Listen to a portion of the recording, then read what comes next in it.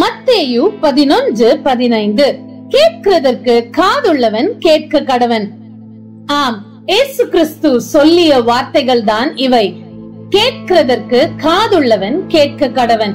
இயேசு கிறிஸ்து இந்த உலகத்தில் வாழ்ந்த நாட்களில் மற்றவர்கள் சொல்வதை கவனமாய் கேட்கிறவராக இருந்தார். ஒவ்வொருவருடைய பிரச்சனைகளையும் ஒவ்வொருவருடைய தேவைகளையும் அவர் கவனமாய் கேட்டு பின்பு அதற்கேற்ற பதில்களை அவர்களுக்கு கொடுத்தார் என்றும், அல்லது அவர்களுக்கு தேவைக்கேற்ப அவர்களுக்கு உதவி செய்தார் என்றும் வேதத்தின் மூலம் நாம் அறிந்து கொள்ள முடியும். உதாரணமாக, அந்த 100க்கு அதிபதி தன்னுடைய வேலைக்காரன் சுகமில்லாமல் இருக்கிறான் என்று இயேசுவனிடம் வந்து சொன்ன பொழுது, அந்த 100க்கு அதிபதியின் தேவை என்ன என்பதை இயேசு கவனமாய் கேட்டு பின்பு அதற்கேற்றபடி தன்னுடைய வார்த்தையை அனுப்பி அந்த வேலைக்காரனை சுகமாக்கினதை வேதத்தின் ஆதாரத்தின் மூலம் நாம் அறிந்து கொள்ள முடியும். மத்தேயு 8வது அதிகாரம் மற்றும் லூக்கா 7வது அதிகாரத்திலே இந்த சம்பவத்தை நாம் பார்க்க முடியும்.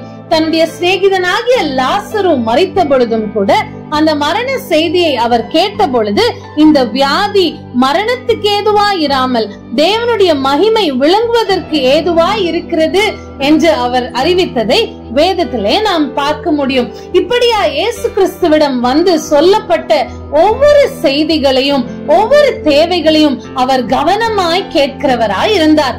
மற்றொரு சந்தர்ப்பத்தில் யவீரு என்ற ஆலய தலைவன் தன்னுடைய மகள் இறந்துவிட்டால் என்ற செய்தி கேட்டு அங்கலாய்த்த பொழுதும் இயேசு அதை கவனமாய் கேட்டு அவனை தைரியப்படுத்தி விசுவாசம் உள்ளவனாய் இரு, அவள் ரட்சிக்கப்படுவாள் என்று சொன்னதை வேதத்திலே நாம் காண முடியும். இது மாத்திரமல்ல, ஜனங்களுக்கு பதில் சொல்வதற்கு முன்பதாகவும் இயேசு அவர்களுடைய கேள்விகளை கவனமாய் கேட்டார் என்று சொல்லி நாம் வேதத்தின் மூலம் அறிந்து கொள்ள முடியும். உதாரணமாக, லூக்கா 18வது அதிகாரம் 19 முதல் 22வது வசனங்களை நாம் பார்க்கும் பொழுது, தலைவன் ஒருவன் இயேசுவை நோக்கி, நல்ல போதகரே, நித்திய ஜீவனை சுதந்திரித்துக் கொள்வதற்கு நான் என்ன செய்ய வேண்டும் என்று கேட்டான். அப்பொழுது இயேசு கவனமாய் அவன் சொல்வதை கேட்டு அவனுக்கு பதில் அளிப்பதை அந்த வேத பகுதியிலே நாம் காண முடியும். அநேக தரம் பரிசேயரும் சதுசேயரும் இயேசு கிறிஸ்துவனிடம் வந்து கேள்விகள் கேட்கும் பொழுது இயேசு கிறிஸ்து மிக கவனமாய் அவர்களுடைய கேள்விகளை உட்கொண்டு அவர்களுடைய கேள்விகளுக்கு ஏற்றாற் போல கவனமாய் அவர்களுக்கு பதில் அளித்ததை வேதத்தில் அநேக இடங்களிலே நாம் காண முடியும்.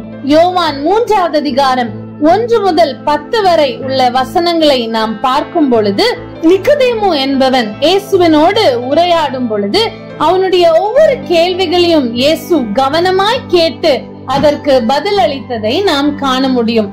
இப்படியாய் இயேசு கிறிஸ்து ஒவ்வொருவருடைய வார்த்தைகளையும் கவனமாய் கேட்கிறவராக இருந்தார்.